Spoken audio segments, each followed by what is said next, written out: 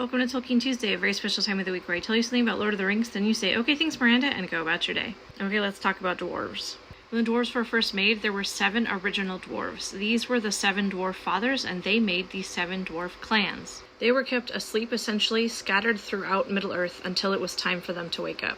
In some texts, it's mentioned that they all awoke with their wives as a counterpart, except maybe Durin the First, the eldest of the dwarf fathers, who is mentioned specifically as being alone. This could also be because the other dwarf fathers were all asleep in pairs, but not Durin. As was typical of Tolkien, he rewrote this lore a few times.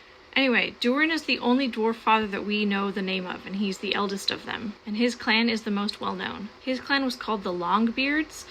Durin awoke in Gundabad before settling Khazad-dûm, and dwarves like Thorin, Balin, and Gimli are part of Durin's folk. Over here in the Blue Mountains, we had the Firebeard clan and the Broadbeam clan. They created the great dwarf cities of Novgorod and Belagost in the First Age. The great dwarven smith Telkar was from one of these clans. And then the other 4 dwarf fathers and their clans were far away in the east in Rhûn, and we really don't know much about them. These were the Iron Fists and the Stiffbeards, and the Blacklocks and Stonefoots. As evil spread in the east, many of these dwarves may have fallen to darkness, but a lot of them eventually sought refuge in the west. Unfortunately, we really don't have a lot of background lore on all of these dwarf clans, but there is information about Durin's folk in the appendices.